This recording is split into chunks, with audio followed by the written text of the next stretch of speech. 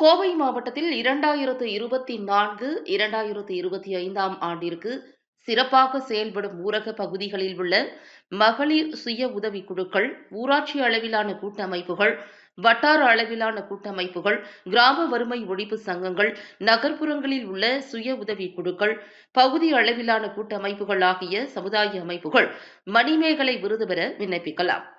உரிய விதிமுறைகளின்படி தேர்வு செய்யப்படும் குழுக்களுக்கு மணிமேகலை விருது மற்றும் பரிசுத் தொகை வழங்கப்படும். இதற்கான முன்மொழிவுகளை 30/4/2025க்குள் சமர்ப்பிக்க வேண்டும்.